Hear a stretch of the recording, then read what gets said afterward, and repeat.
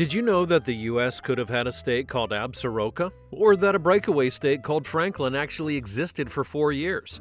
From a massive Mormon kingdom in the Southwest to a Native American-led state in Oklahoma, history is full of almost states that came super close to becoming reality. Today we're diving into the lost states of America, territories that nearly made it onto the map but disappeared into history. So stay with us to explore what could have been. First up, we're talking about Franklin. Located in present-day eastern Tennessee, bordering North Carolina, the state of Franklin represented one of the more serious attempts at a breakaway state. Post-revolution, North Carolina, which is just next door, was facing crippling debt and decided to give up their more western lands to government in order to pay some of those debts off. However, those already settled in the region were particularly not happy at that prospect. I mean, would you be?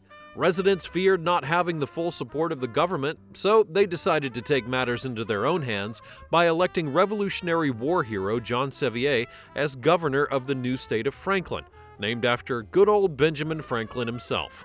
After applying for official statehood in 1785, Sevier and his followers almost got what they so passionately desired, but they fell short by just a couple of votes. To their credit, though, they did manage to garner plenty of support, but only 50% of the other states voted to admit the new state, just shy of the two-thirds required. However, the good guys and gals of Franklin did not let that setback deter them, and the breakaway territory acted as a de facto state for the next 3 years, finally falling due to internal disputes and long drawn-out battles with native tribes. Sevier, though, well, he was arrested for treason, for his part in everything, but then later pardoned. The area, which consisted of Franklin, later became part of the Union as Tennessee, and guess who would serve as the first governor? That's right, none other than John Sevier himself. Next up, we're talking about Deseret. One of the most ambitious and perhaps brazen land grabs in U.S. history, the state of Deseret was the brainchild of Brigham Young and the Mormon Church. Having been driven out of the Midwest, the Latter-day Saints needed a brand new home, and that's when they decided to pitch up in Salt Lake Valley, Utah in 1847. However, Young and his followers weren't simply happy to wallow in some Mexican backwater. At that time, Utah was still part of Mexico, but would soon be American soil after the conclusion of the Mexican-American War in 1848. They decided to form their own government and apply for statehood, sensing an opportunity with the land the states had acquired from their war spoils. Unfortunately for the church, though, Young may well have been a touch overambitious. He decided that modern-day California, parts of Colorado, Oregon, and Idaho should all be incorporated into Deseret, which means honeybee in the Book of Mormon. Now, of course, this also meant that the proposed area of Deseret would be far bigger than any U.S. state at the time, which only served to alienate and spook politicians in other states who had seen Young's project as being too big and too religious. They believed that somewhere down the line the state would become too powerful, so they compromised by creating the Utah Territory to appease the church. There was also the polygamy angle, a highly controversial idea to conservatives at the time, and even still, and Utah was finally inducted as a state in 1896, following the church's ban on polygamy. Next up is Sequoyah. Probably one of the more legitimate challenges to statehood in the history of the country, Sequoyah was an attempt by the native tribes in Oklahoma to create native-led state. Not that they should have had to have done that in the first place, mind you. With westward expansion in the late 19th century, tribes like the Cherokee and Choctaw had been forced into Indian territory through the Trail of Tears and other forced displacement programs. In 1905, the 5 organized tribes, being the Cherokee, the Choctaw, the Chickasaw, the Creek, and the Seminole, who had at that point formed their own governments, proposed a brand new state, the state of Sequoyah. The idea came about following the Curtis Act, in which the U.S. government had dismantled official tribal governments. Seeing the writing on the wall, the tribal chiefs then proposed Sequoyah as a way of cultural and political autonomy. But just how serious a proposal was it? Well, very, in fact. A constitution was drafted and a convention was even held in Muskogee, Oklahoma in 1905, which had gathered all the representatives of the tribes in the area. The proposal was then sent to Congress, which then requested to make Sequoyah the 46th state. However, this being the racially charged era that it was, there was little chance of this being accepted. The government already had statehood plans for Oklahoma, and the Republican agenda at the time dictated that the states should lean politically in their favor. That would not be the case with Sequoyah. Sadly, it meant that Native American tribes would become the minority in their own lands, losing not only their culture, but most of their political autonomy in the process. Up next, we have Jefferson. This one was actually proposed on multiple occasions and in many different places, at least the use of the name was. Settlers had persistently campaigned for a new state to bear the name of the founding father, Thomas Jefferson, in places like Colorado, Northern California, and Oregon. The Colorado idea, which came about around 1860, saw miners who felt disconnected to the central government attempt to set up an official territory, but those in power refused to recognize it. However, there are still echoes of the past in the state in the form of Jefferson County. The Northern California and Southern Oregon Jefferson movement was a little bit more organized, to say the least. Having felt economically disadvantaged, the people of the rural sections of these two states organized in 1941 and campaigned for independence. They had felt ignored by the government for years and wanted a better infrastructure all around. Towards the end of the year, activists would declare independence and even elect a governor who set about issuing passports. But unfortunately for the new movement and the United States as a whole, the Japanese would then bomb Pearl Harbor shortly afterwards, and any ideas of independence were put on the shelf while the population focused on the war effort. Jefferson never really recovered as an idea, and the federal government largely ignored it after the war. However, the dream does live on. Many residents of the area do still push for their independence almost 100 years later, making it one of the longest-running state movements in the country's history. Up next, we have Lincoln. Continuing the theme of honoring American heroes, the state of Lincoln has been, much like Jefferson, proposed at various locations and times throughout America's history. Throughout the Pacific Northwest and states like Idaho, Washington, Oregon, and Montana, rural residents have, at differing points in time, felt economically neglected by the central government. In the latter decades of the 19th century, rural residents of modern-day Idaho and Montana suggested seceding from the Washington Territory to form Lincoln, but D.C. decided to create Idaho instead. The same thing happened in Washington in the second quarter of the 20th century, but to no avail. In fact, the area has resurrected the idea in recent years, as they still feel unrepresented by the uber-progressive policies of Seattle, which is not difficult to understand. The main stumbling block in these cases has always been the size of the population. Congress was unenthusiastic about creating a state with such low population, and politicians in both areas did not want to lose territory. That same idea was also floated in the Dakotas, but it was a little bit different. They simply wanted North Dakota to be named Lincoln, but the powers that be insisted that North and South Dakota remain instead. Of course, in all of these places, the name was a nod to Abraham Lincoln's role in state and westward expansion, but unfortunately, we're still yet to have a state of Lincoln, which would be pretty cool, I'm sure you would all agree. Next, we have Absaroka. In another case of strong resentment against the federal government, local street commissioner A.R. Swickard rallied rural communities of eastern Montana, Wyoming, and South Dakota into following him in his quest for statehood. The idea came about after economic struggles following the Great Depression in the 1930s. Rural communities felt ignored, and in 1939 a symbolic secession movement was held, which had ended with Swickard being elected governor.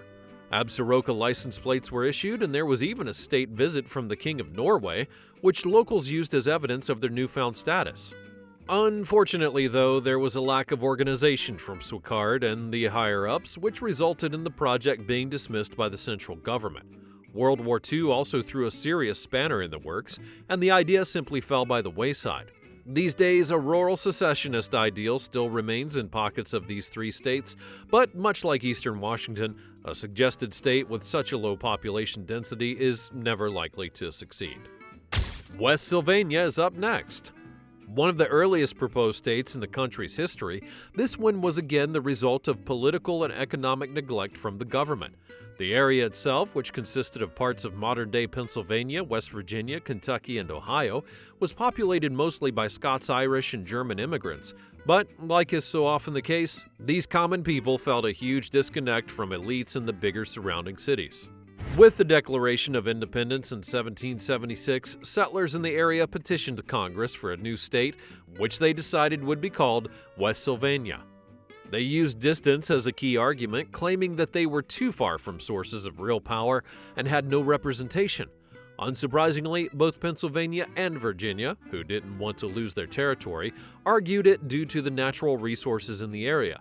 Congress also didn't want to cause a division amongst the colonies with the Revolutionary War going on, so the governors of both states declared supporters of West Sylvania traitors and rebels, basically outlawing the idea completely.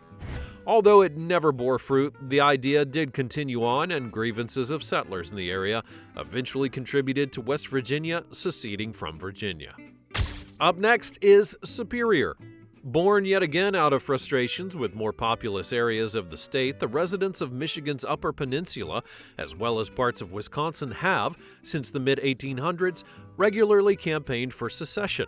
Geographically and culturally different from the southern parts of their states, the residents of the two areas, now connected by the Mackinac Bridge, have long felt that they had been ignored by the more wealthy southern regions.